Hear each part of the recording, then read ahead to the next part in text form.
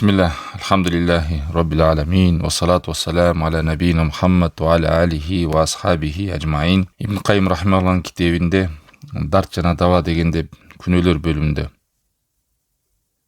күнөөнүн акыбетин, зыянын, балесин, анын адам баласына тийген терс таасирлерин, бактсыздыкка жетелей турганын бул чоң дарт экенин белгилеп, жана ошонун түрлүү түркүн жол менен адамга зыяны бар экенин, адамдын керек болсо табиятын өзгөртүп, мүнөзүн өзгөртүп, акылынан айнытып, жүрөгүн мерес кылып, ошондой нерсе кептеле турганын түрлөрүн эскерүүдө. Бул бөлүмдө күнөөлөрдүн дагы бир таасирлеринен адамдын жүрөгүнө ушундай таасир берет, жаман нерседен жиркенүү, жаман нерседен мындай бир кыжалат болуу деген нерсе жок болуп калат. Керек болсо ал күнөө нерсе адамга адат болуп калат.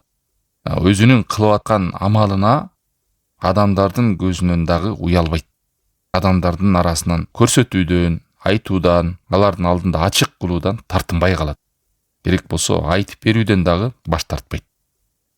Бул жанагы пасык деп коет да, капырга бир тепкич эле калган абал.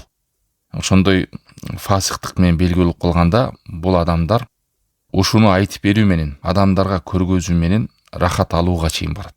Ошол күнөө менен сыймыктанып, ошону айтуу менен бир мактанганга чейин барат.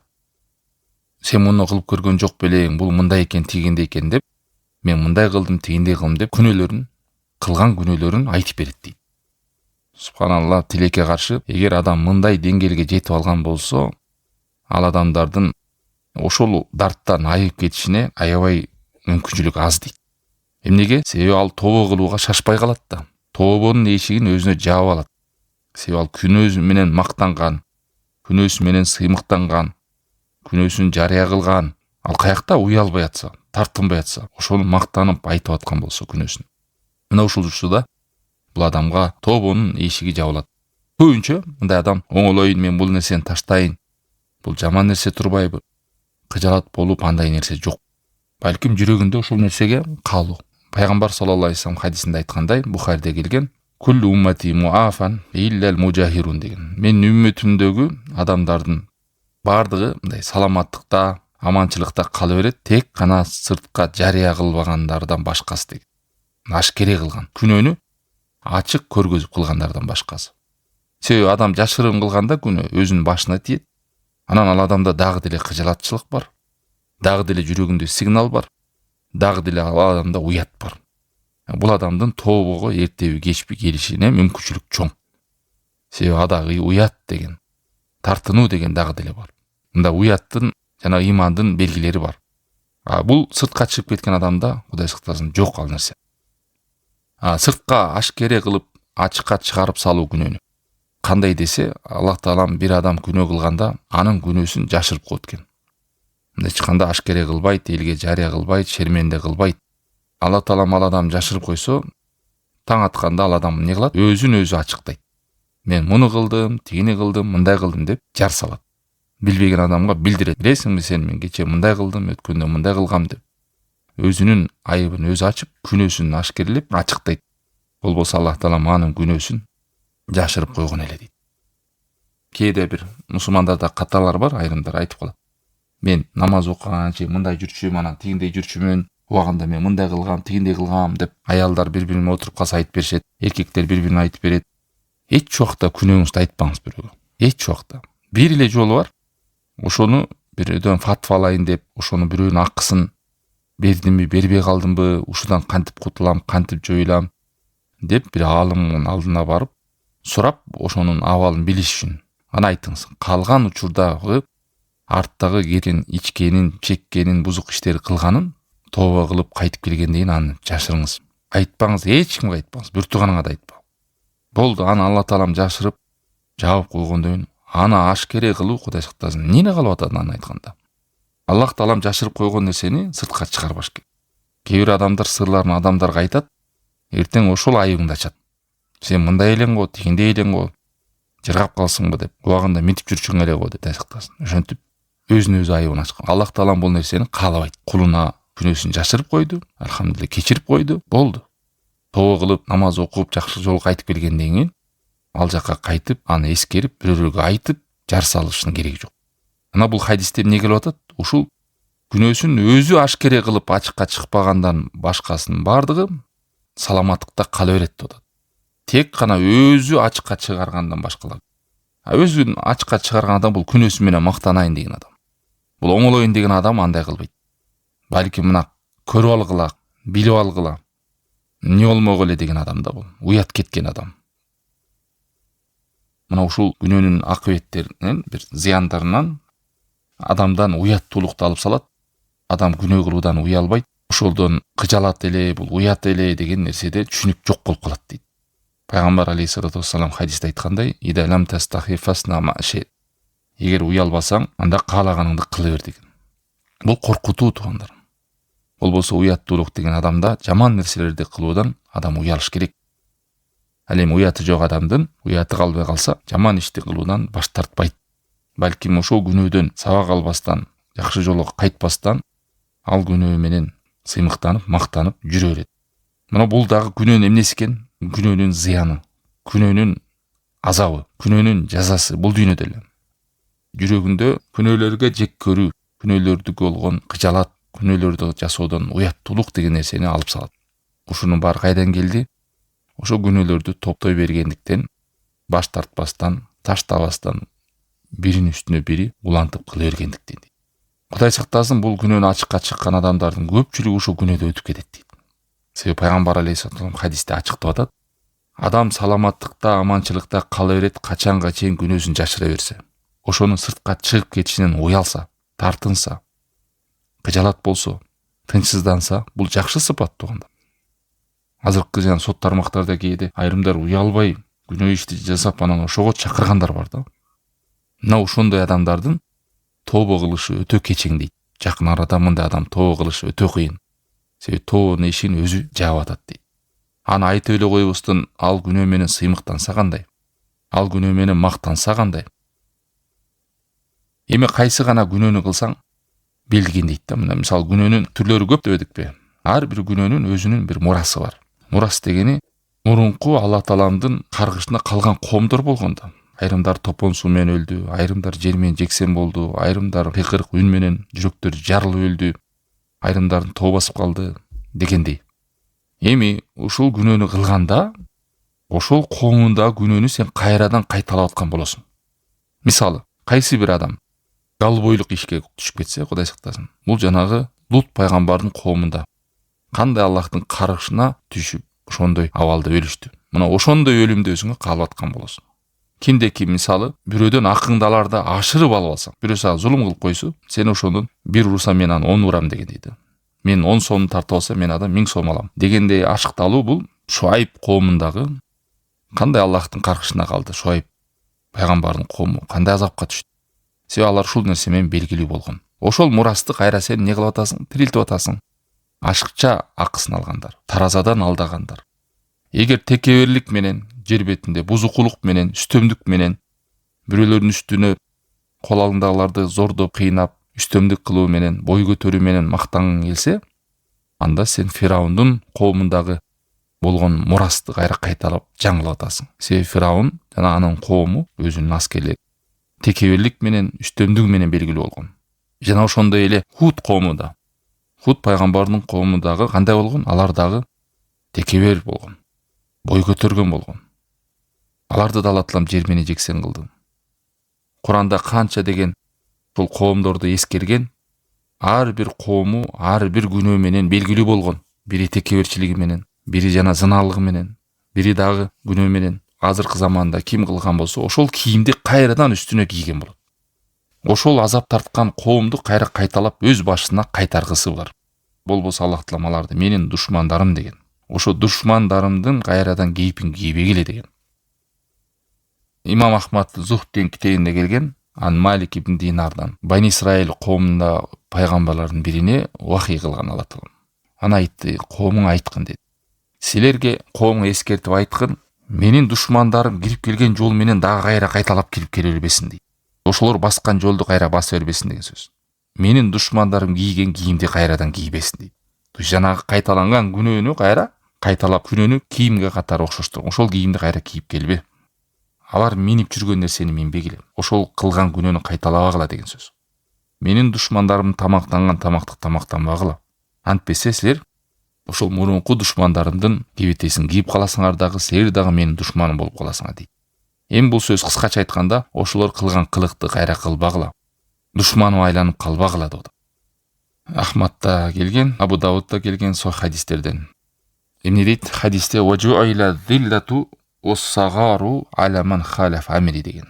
Зилла деген мындай кор болуу, өзүнүн кадыр баркын корутуу, адамдык касиетинен тайып кетүү. Мына ошондой нерсе Алла Таалам жазып койгон. Адамдын башына бул келет эгерде кимде ким менин буйругума каршы келсе дейт.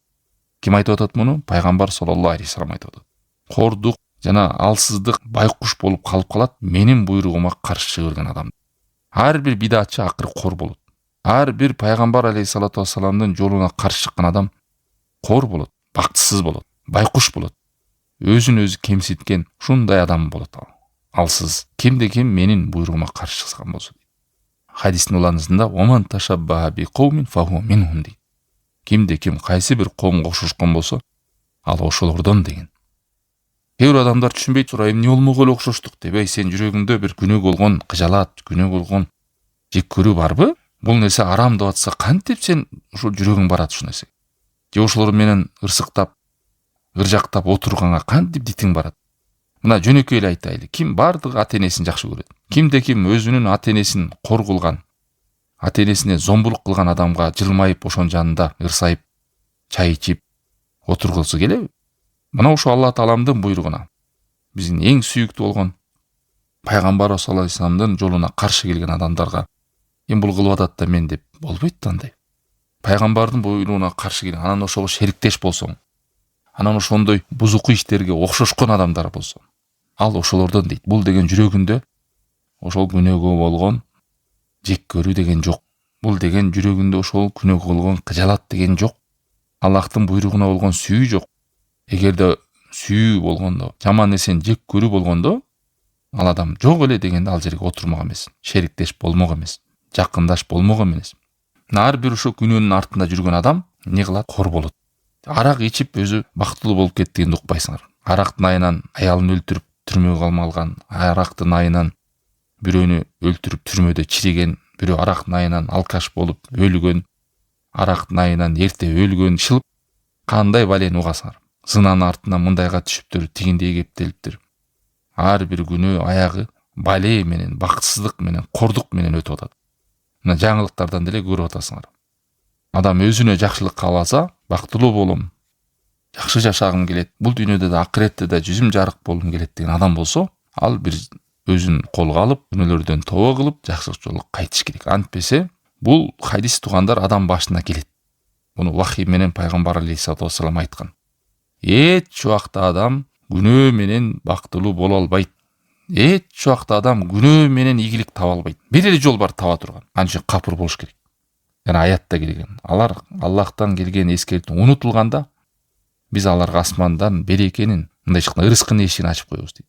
Жей берет, иче берет, ырыскылар жай берет аларга. Эмнеге? Аларды тозокко татыктуу кылыш үчүн. Кыямат кайымда алардын арызданганга, шылтоого айтканга мүмкүнчүлүк болбош үчүн. Көз тезе көз, кулак тезе кулак, ден сол баарын бердим го сага.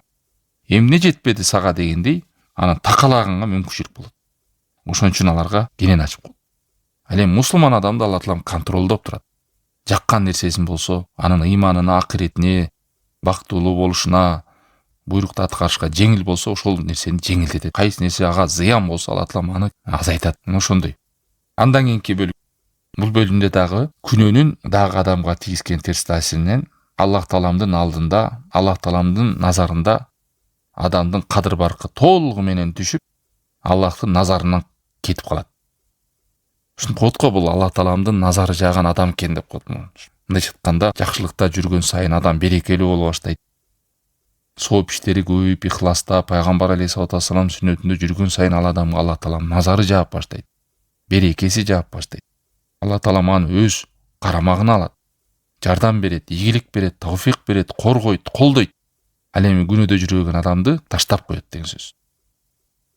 Хасан аль-Басридин сөзү бар. Алар Кудайдын назарынан кетип калганда, аларды өздөрүнүн күчүнө, өздөрүнүн алсыздыгына таштап коет дагы тоң моюндук кылып күнөөнүн үстүндө жүрө берет. Эгер Аллах таалам колдосо аларды күнөөдөн оолак кылып коет. Чоң күнөөлөрдөн, балейлерден сактап коет.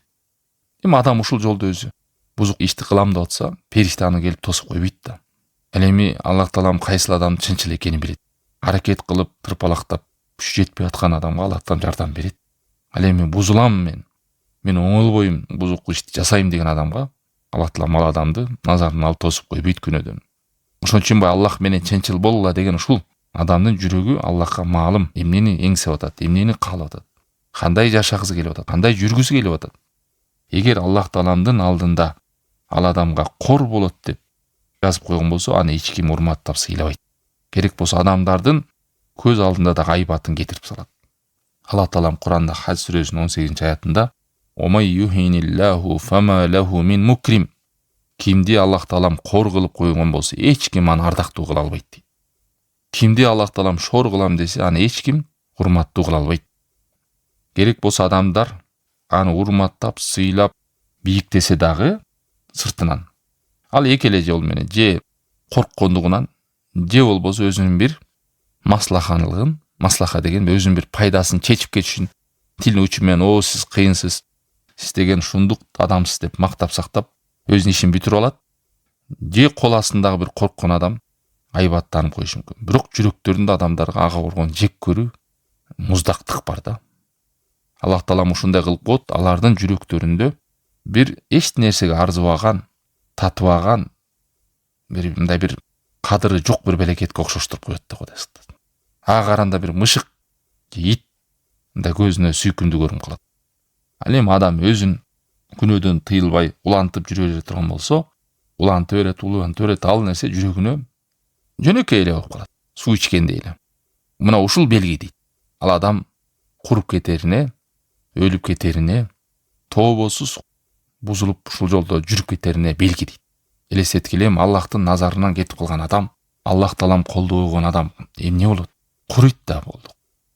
Пайгамбар алейхиссалату вассалам күндө эртең менен менин көз ирмемчиликти өзүмө таяндырба деген.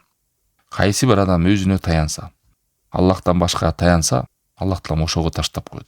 Ал деген курuyт деген сөз, бактысыз болот деген сөз. Күнөө канчалык адамдын көзүндө кичинекей боло берген сайын, ал Аллахтын алдында чоң боло берет. Сооп ишке дагы адам, бул сооп эмне кылмак эле деп жеңил карабаш керек. Ошондой эле күнөө ишке дагы бул кичине эле го деп маани бербей, кош көңүл кылбаш керек. Сен адам баласы кош көңүл кылган сайын, анын Аллахтын алдында ал чоң боло берет. Адам күнөөдөн коркуп, именген сайын, тартынган сайын, Аллах таалам ал адамга жеңилдик бере берет.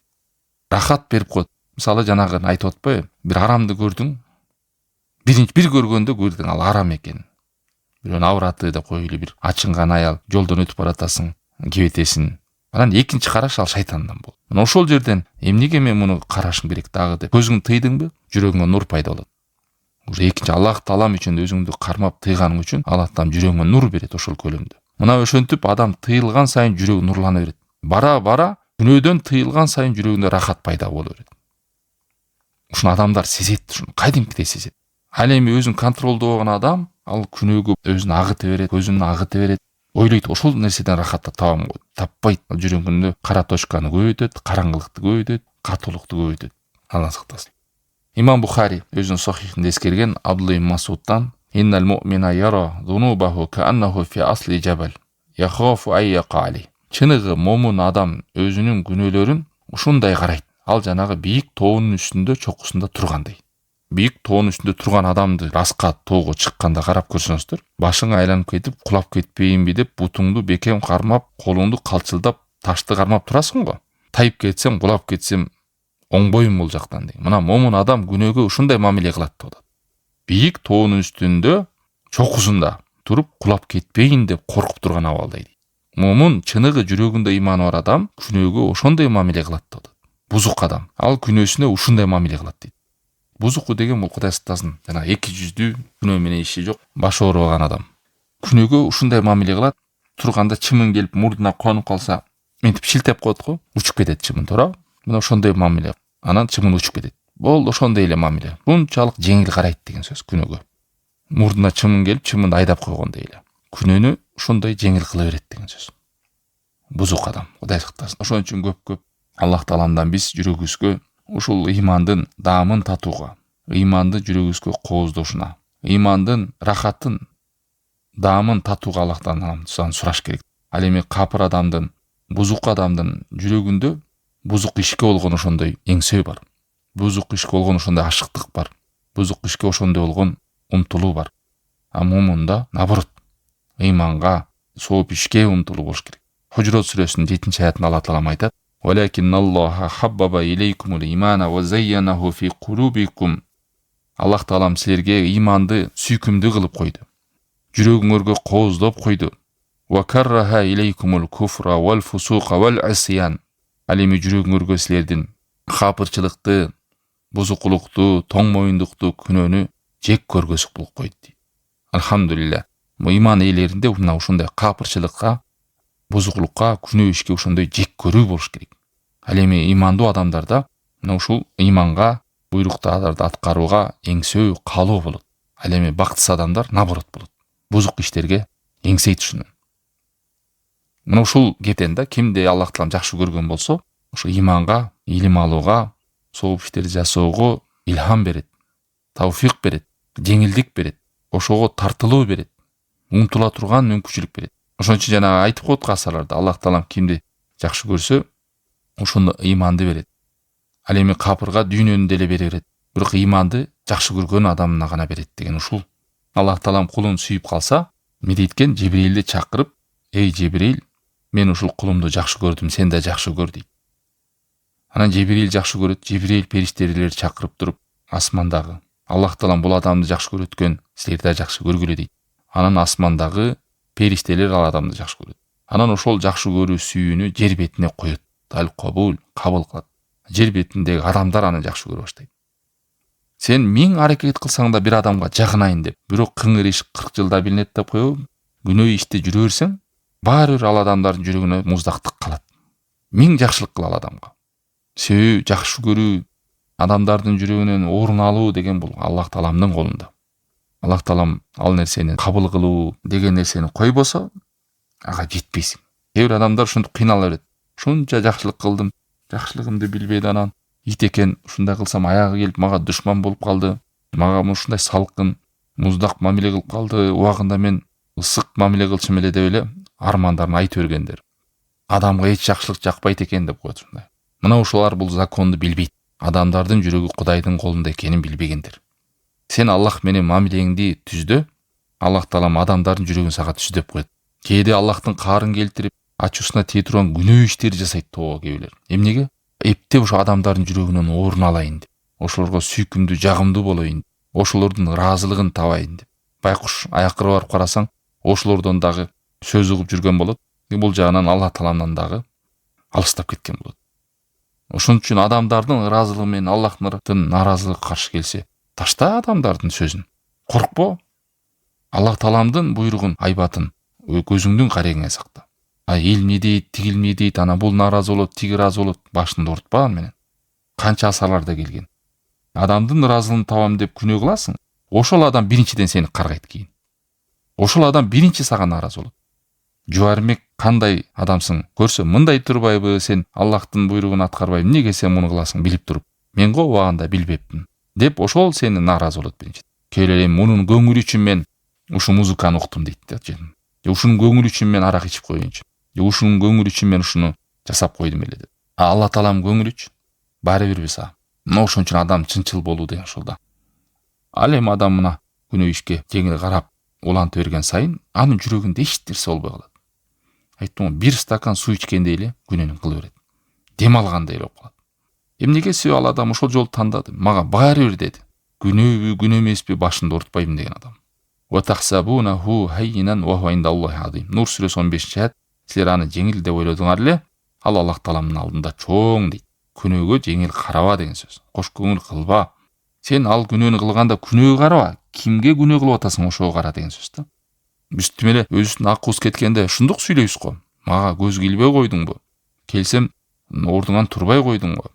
Жакшы учурашпай койду. Барсам жашынакай дастаркон салбай койду деп туугандар да адамдар үчүн сөз кылат го билбейм. Мындай кылып койду деп напсиң үчүн кандай? Адам баласы. Эгер сен акчаң тартып алса, сени жаманатты кылса, акың тебелесе, анда кечирип кой. Не дейт экен адамдар? Соттоп салат сени. Мен аброюма шек келтирдим мындай кылды. Мына кандай сабырдуу Алла Таалам, кандай мээримдүү, кандай ырайымдуу. Адамдар сөгүп атат, Алла Таалам баласы бар деп айыптап атат, курдооматтарды коюп атат, эч ким жер менен жексем кылбай мына сабыр кылып, булум качан кайтар экен деп. Өлгөнүнчө. Кээде сый менен келбесең, ый менен келчи деп. Оору берет башыңа, балей берет, кордойт сени. Максат сени кайтарып экен дейт. Эниң энди атаң да ырайымдуу, мээримдүү. Керек болсо өзүңө караганда ырайымдуу да.